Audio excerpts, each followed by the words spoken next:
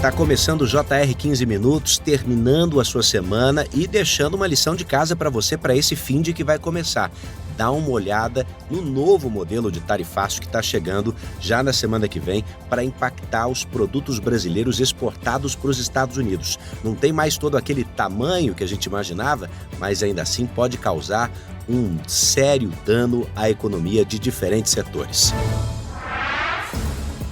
O presidente Donald Trump assinou hoje o decreto que sobretaxa os produtos brasileiros exportados para os Estados Unidos. Governos e exportadores respiraram aliviados, principalmente, por exemplo, porque o petróleo foi poupado. E a carne bovina brasileira ficou de fora da lista de exceções anunciadas pelo governo americano e deve ser taxada em 50% a partir da semana que vem. Os exportadores estimam o seguinte: perdas de mais de 5 bilhões de reais.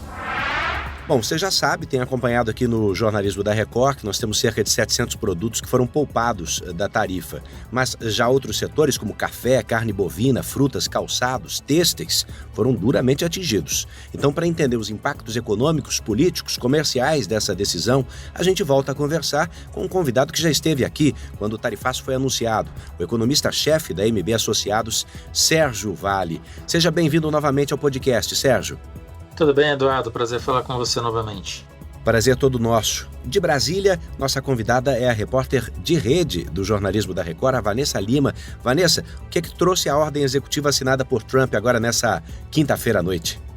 Oi, Edu. Olá, Sérgio. Apesar de Trump ter reafirmado que o prazo era inflexível, o texto da ordem fixa o dia 6 de agosto como o início efetivo do tarifaço. A decisão veio embasada em uma declaração de emergência nacional contra o Brasil e inclui acusações políticas, como violações de direitos humanos e censura de redes sociais. A lista de isenções, no entanto, protege setores-chave para os Estados Unidos, como energia, mineração e aeronáutica. Sérgio, começando pelo impacto direto, você esperava um certo recuo antes do começo da tarifa? E o tarifaço foi oficialmente assinado agora, o que esperar dos setores que não foram poupados? Olha, Edu, a gente imaginava que poderia ter alguma reversão nesse cenário, né? Tem sido praxe nessa questão tarifária do Trump desde o início do ano, ele ameaçar com um número super alto e depois é renegociado, tem isenções. Enfim, a gente já viu isso acontecer várias vezes e é do ideário do Trump histórico, né? Ele joga números lá para cima para depois negociar. É um pouco a ideia do Trump de negociação. E a gente foi vítima nesse sentido dessa vez, com os agravantes que a gente já tem acompanhado nas últimas semanas de ter essa questão política por trás, o que colocou essa ideia estapafúrdia, de certa forma, da gente pensar o Brasil agora no começo de agosto, né, depois de quase 6 meses de governo Trump, é o país com a maior tarifa média dos Estados Unidos, acima de qualquer outro país, e não faz sentido econômico que isso aconteça, porque o Brasil tem déficit comercial com os Estados Unidos, não é um país relevante do ponto de vista comercial para os Estados Unidos, como é a China, como é o México, o Canadá ou a Europa. Então, é tudo muito sem sentido que a gente tem visto. As políticas tarifárias do Trump, de certa forma, todas são muito sem sentido, não tem uma lógica econômica por trás, e a gente está sendo vítima disso, de certa forma. Nas próprias isenções, as exceções que foram colocadas, também há muito disso, né? Você tirou ali produtos e deixou produtos que não tem muito sentido econômico disso ter acontecido, né? Você deixou o suco de laranja, mas tirou café. E café tem a mesma dificuldade de você importar para os Estados Unidos, porque não tem café disponível com intensidade no mundo nesse momento para ir para os Estados Unidos. Então, esse movimento muito errático do Trump nas tarifas que a gente tem acompanhado é praxe dele, do governo dele, e vai continuar sendo assim provavelmente ao longo de todo o mandato do Trump. Essa questão tarifária que a gente está vivendo agora não terminou por aqui. A gente vai voltar a ver essas discussões aparecerem, às vezes de forma positiva, por exemplo, eventualmente entrando outras exceções nessa lista que foi colocado, mas a gente sabe que o Trump é intempestivo, né? De repente, a qualquer momento, ele pode mudar de pensamento e jogar uma tarifa maior, porque basicamente o que ele quer com as tarifas, ele não vai conseguir. Ele quer mudar o déficit comercial, ele quer trazer indústria para os Estados Unidos, ele quer aumentar a arrecadação. Ele não vai conseguir nenhuma dessas coisas com tarifa. Historicamente, a gente sabe em economia, em vários exemplos que a gente já teve no passado, que não funciona dessa forma, especialmente hoje em dia. Então é um cenário que o Trump vai ficar descontente com os resultados, provavelmente vai jogar mais tarifa ainda, a gente vai viver essa tensão, infelizmente, ao longo dos 4 anos do governo dele. Ô Sérgio, fala pra gente o que esses produtos mais atingidos aqui, que incluem café, carne bovina, frutas, calçados e têxteis, podem fazer de agora para a semana que vem. Alguns deles têm alternativas ou devem perder mercado de forma duradoura?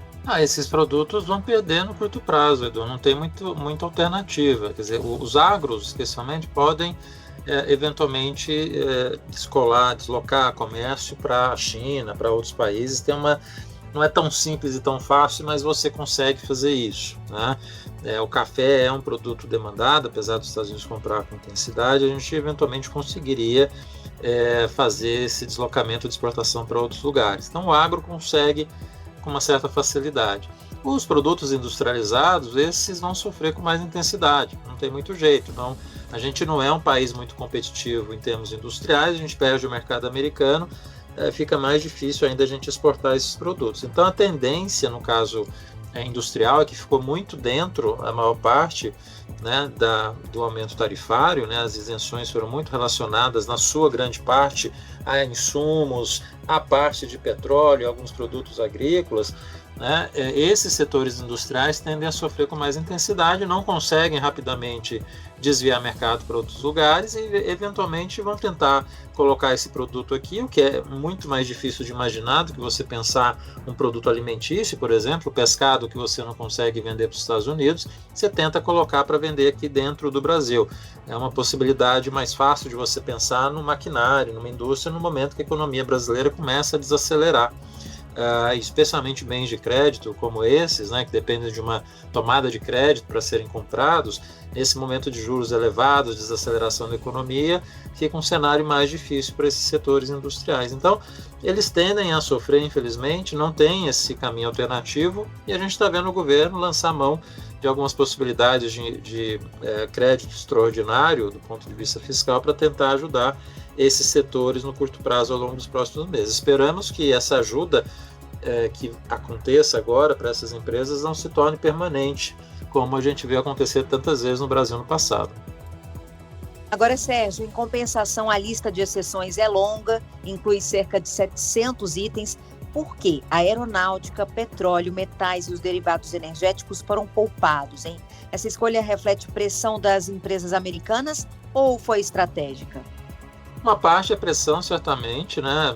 Empresas, digamos assim, mais coordenadas e com uma estrutura de pressão mais organizada, digamos assim, conseguiram fazer essa reversão.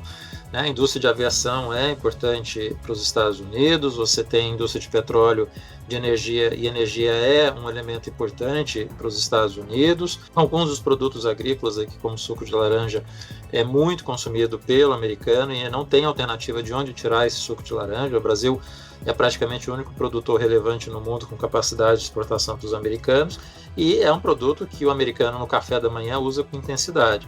Então aqui não tinha muita alternativa. Agora, também não ficou muito claro, porque justamente a gente pensava que produtos como frutas e o café estariam dentro dessa lista. E não estiveram, talvez porque não conseguiram chegar a tempo de conversar com os secretários americanos. Eu acho que tem um espaço de negociação adicional nas próximas semanas, nos próximos meses, para eventualmente incluir novas exceções. Agora, a gente sabe que isso tudo depende da cabeça do Trump. De repente ele acorda num dia, está insatisfeito com alguma questão política qualquer aqui dentro e resolve jogar os 50% para 100%. Esse tipo de atitude muito estranha e bizarra do presidente Trump, a gente tem visto acontecer com muita intensidade nos últimos meses e infelizmente pode acontecer de novo. Então essa história tarifária não para por aqui, nem para o bem nem para o mal. Sérgio acabou de falar sobre a cabeça de Trump, mas aqui eu te pergunto, para onde Trump está levando o mundo, meu caro? Pois é, Edu, essa é a complicação. Digamos que a gente tem muitas instabilidades no mundo nos últimos anos, né? A China aparecendo com uma força econômica e política, com um regime político diferente do ocidental tradicional que nós conhecemos, a Rússia tendo invadido a Ucrânia em 2022, a gente tem um mundo multipolar mais difícil, mais adverso para o Ocidente, e os Estados Unidos se colocam numa posição agora, de certa forma, autoritária, né, com um regime que muitas vezes a gente olha o que o Trump está fazendo, não fica muito distoante do que a gente vê acontecer em regimes autoritários. Então o Trump tem tomado atitudes muito parecidas com mercados emergentes, e mercados emergentes autoritários, né, que é pior ainda. Isso é um preço muito grande a se pagar para a economia americana ao longo dos próximos anos, que vai significar no final, do ponto de vista econômico, uns Estados Unidos que vão ser mais caros, vai ter comércio menor, tanto exportação quanto importação. O mundo claramente começa a se organizar para exportar e importar entre si com mais intensidade, e os Estados Unidos vai ter essa dificuldade ao longo dos próximos anos. Ele se torna um parceiro não confiável cada vez mais. Ele era não confiável para os chineses, e a gente já estava vendo a China se distanciar dos americanos ao longo dos últimos anos. Agora a gente vai ver o mundo inteiro fazer isso ao longo desses próximos períodos. E por razão muito clara, né? Como é que você confia no presidente que muda a tarifa dessa forma, e a negociação dele é na base do bullying, da agressividade, não é da diplomacia, não é da conversa. E quando entra num cenário geopolítico mais grave, como essa situação de conflitos militares que a gente está vivenciando por todo lado, eu acho que não vai, no final, acabar dando em nada muito grave. O Putin, de certa forma, tem até mais senso de responsabilidade nesse sentido do que o próprio Trump, mas no final o que a gente vai ver acontecer é essa escalada de tensões militares acontecendo ao longo dos próximos anos. A gente vai ver uma Rússia de fato mais agressiva dentro da Europa, né? A Europa se rearmando com intensidade por conta desse receio da Rússia, Taiwan em relação à China também mostrando dificuldades. A gente tem Coreia do Sul com Coreia do Norte, tem as ilhas do Japão que são disputadas com a China. Enfim, a gente entra num ciclo de tensões regionais muito grandes daqui para frente, e pega esse momento com os Estados Unidos saindo do cenário internacional, com um presidente que, em vez de sair de uma forma graciosa, ele, além de sair, ele atira para todo lado e traz mais desorganização do que organização para esse mundo multipolar que está sendo gerado agora. Sérgio, então, voltando a falar dessa mira do governo americano apontada para o Brasil, a justificativa do governo Trump mistura economia com política externa e até direitos humanos. Na sua avaliação, a taxação ela tem base econômica real ou é um instrumento de retaliação política disfarçado? Não tem base de nada, né, Vanessa? Nem econômica, nem política, né? É uma decisão completamente equivocada sobre qualquer senso por onde você olha essa taxa. Quer dizer, 50% não faria sentido no século XIX, um déficit comercial absolutamente gigante, mas hoje resolver déficit comercial dessa forma não faz o mínimo sentido econômico. Você vai, na verdade, encarecer o produto para o consumidor e torná-lo mais pobre no final. Você importa mais do que exporta, no caso americano, porque a sociedade americana consome muito. Esse consumo muito forte dela, que é acima da produção, ela precisa trazer de algum lugar. Muito do que ela consome, ela não vai produzir internamente. Não tem sentido os Estados Unidos produzir tudo.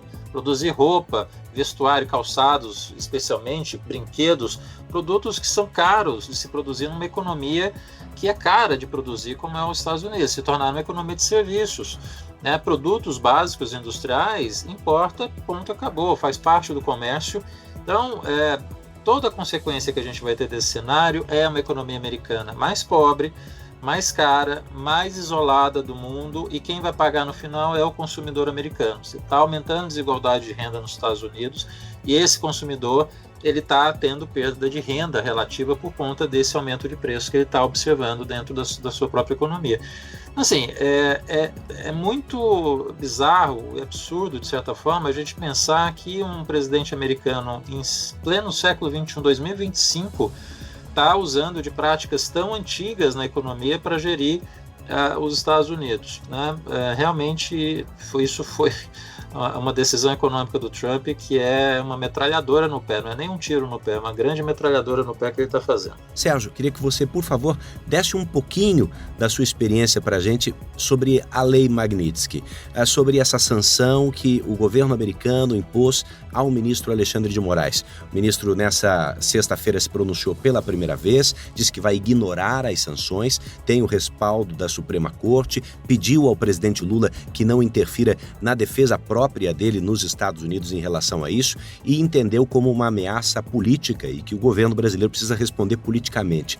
Conta para mim sua opinião. Pois é, Edu, é mais uma maluquice do Trump relacionada a toda essa questão que envolve a parte tarifária aqui no Brasil, né? Que começou com essa questão política relacionada a Bolsonaro e que resvalou no ministro Alexandre de Moraes, né? Totalmente sem sentido nenhum que está sendo colocado. A aplicação da lei é absolutamente sem sentido nesse caso, porque a gente está falando de uma democracia, a gente está falando de um processo que está seguindo toda uma ordem processual, não está ninguém sendo coagido ou evitado de ser falado, de ser ouvido, de ser pronunciado, enfim, você está no processo legal que está correndo há bastante tempo em cima de um fato concreto, uma tentativa de golpe que ocorreu em 8 de janeiro de 23. Então, não tem nada aqui fora de um propósito de uma democracia normal que estava fazendo a sua avaliação de uma tentativa de golpe que aconteceu pouco tempo atrás.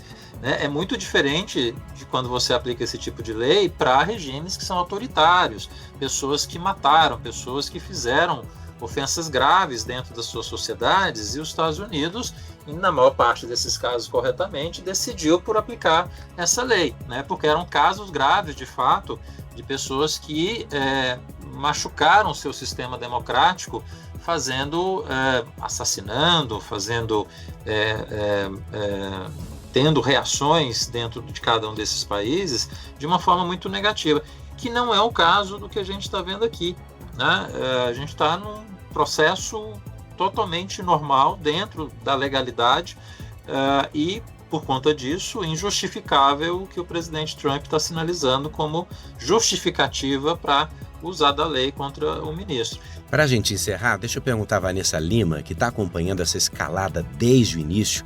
Vanessa, aí nos bastidores, qual é a sua aposta para os próximos dias? Mais reação diplomática, retaliação, que tem sido rechaçada tanto por Haddad quanto por Geraldo Alckmin, ou, como disse o Alckmin numa das últimas entrevistas, a negociação começa agora e pode dar resultado? Edu, a palavra aqui em Brasília que mais se fala assim nos bastidores é sim a negociação. O governo tenta então uma saída diplomática para essa questão, até mesmo em função dos setores afetados ainda pelo tarifaço, e a gente segue acompanhando aqui em Brasília e também os próximos passos, se vai haver retaliação ou não. Eu quero agradecer demais a Vanessa Lima, que é repórter de rede do jornalismo da Record em Brasília, e ao Sérgio Vale, economista-chefe da MB Associados. Está terminando aqui a nossa edição 1226 do podcast 15 Minutos. Você está convocado, hein, Sérgio? Logo, logo a gente volta a falar disso. Vamos ver como é que começa o tarifaço. Se a meia luz ou a luz inteira. Obrigado, Sérgio. Obrigado, pessoal. Sempre um prazer falar com vocês. Esse podcast contou com a produção do David Bezerra, das estagiárias Amanda Fusita, Bárbara Maiato e Yasmin Logrado. Sonoplastia de Wendel Montalvão. Coordenação de conteúdo, Deni Almeida. Direção editorial de Tiago Contreira e vice-presidência de jornalismo de Antônio Guerreiro. O nosso 15 Minutos está sempre no portal R7, nas redes sociais do JR e na sua predileta plataforma de streaming. Bora para a próxima.